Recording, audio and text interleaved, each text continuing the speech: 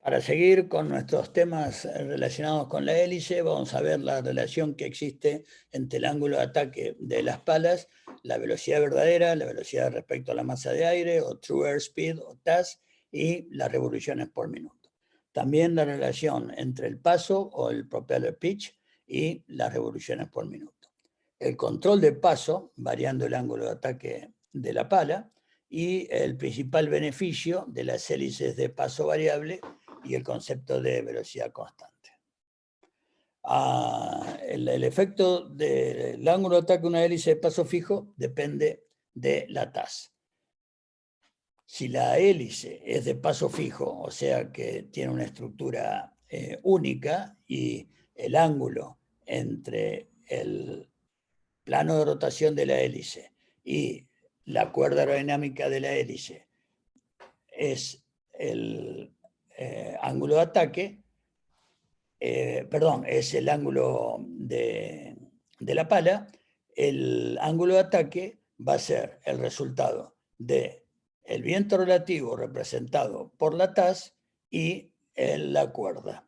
Por lo tanto, el ángulo de la hélice va a ser entre la cuerda y el plano de rotación, pero el ángulo de ataque, la diferencia angular entre el viento relativo y la velocidad verdadera de la aeronave. Esa velocidad verdadera, si yo a este vector, que está representado por 131 nudos, millas por hora, 131 millas por hora que yo estoy volando, representa esa velocidad indicada, pongamos que estamos a baja altura, etcétera, y la podemos comparar o hacerla similar a la True Airspeed, que estamos desplazándonos exactamente a esa misma velocidad indicada respecto a la masa de aire.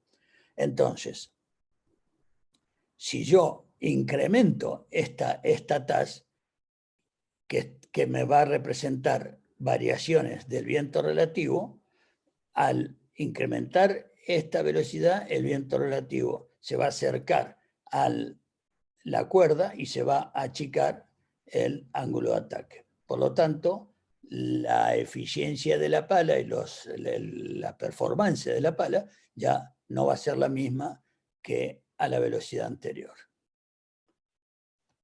En estas circunstancias, si yo dejo todas las variables fijas, la potencia de la aeronave, no toco el acelerador, tengo 2200 RPM, esta velocidad indicada, esta velocidad respecto a la masa de aire, y el ángulo de la pala es fijo porque la hélice no sé, el ángulo de la pala yo no lo puedo cambiar en una hélice de paso fijo.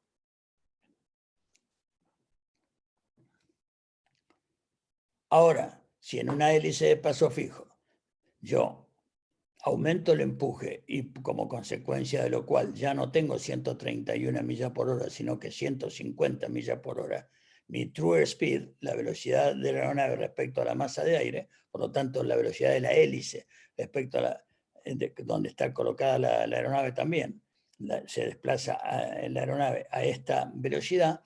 Al cambiar la velocidad de la aeronave, el ángulo de la pala, que es fijo, sigue siendo el mismo, el ángulo de la pala, el blade angle, entre la cuerda y el plano de rotación. Pero el ángulo de ataque se ve significativamente disminuido porque mi viento relativo cambió debido a que aumentó la true airspeed, mi viento relativo es mayor. Entonces el ángulo de ataque es menor.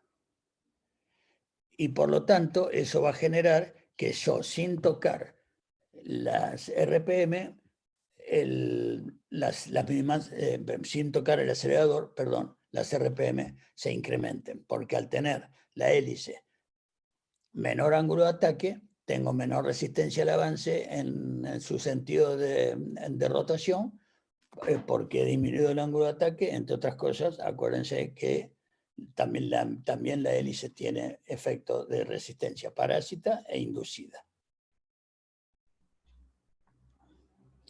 Por lo tanto, en una hélice de paso variable, ¿qué se pretende?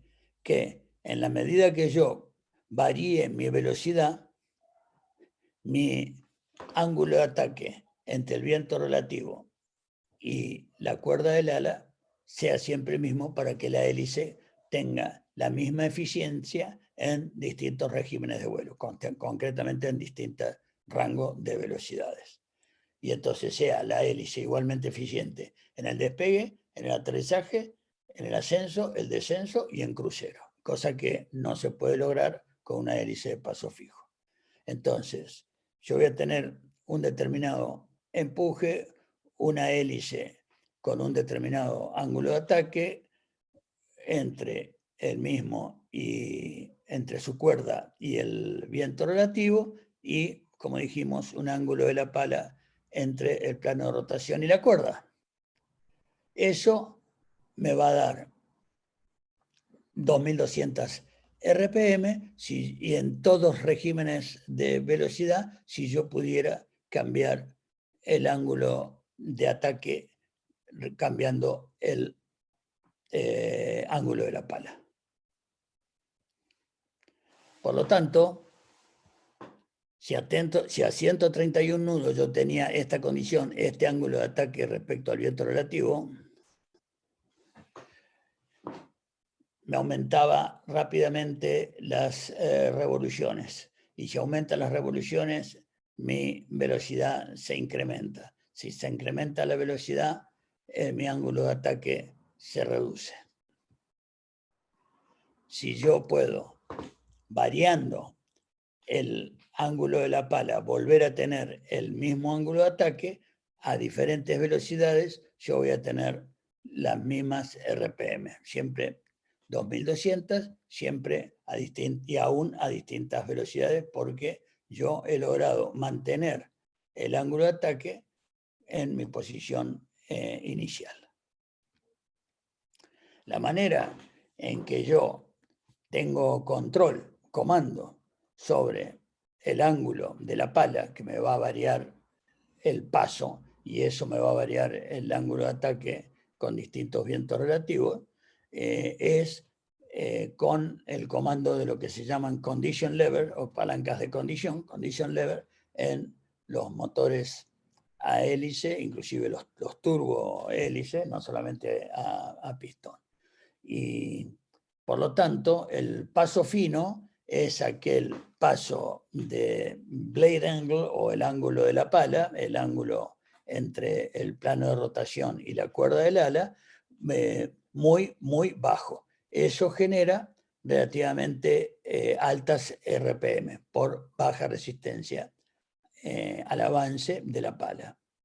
Por el contrario, el coarse pitch o paso grueso es un ángulo de la pala bastante superior. Fíjense que acá estaría el plano de rotación y este ángulo ya es mucho mayor.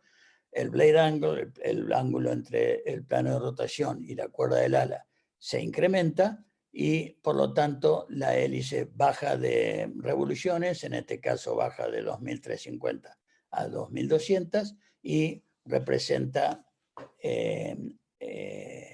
un paso alto o paso grueso y relativamente bajas RPM. En la palanca de condición, aumentándolas hacia adelante, hacia el tablero, aumentan las RPM, se va a paso fino, que es este primer caso, y a paso grueso es exactamente el contrario, todo para atrás. El gran beneficio de tener una hélice de paso variable con la cual a medida que aumenta la velocidad yo puedo aumentar el paso para que las hélices no aumenten las RPM y mantengan las anteriores, es que la eficiencia de la hélice se mantiene a mayores velocidades. Si en las ordenadas tenemos la eficiencia de la hélice, en este caso representada por una unidad adimensional a esta altura, y la máxima eficiencia se la consigue una hélice de paso fino, de paso fijo, perdón,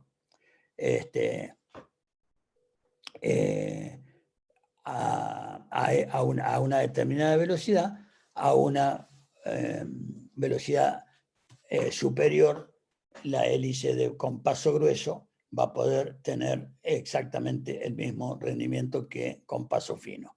En cambio, la hélice de paso fijo va a tener un rendimiento tal que con una velocidad ya superior a ella, la hélice va a empezar a descender su eficiencia. Muchísimas gracias.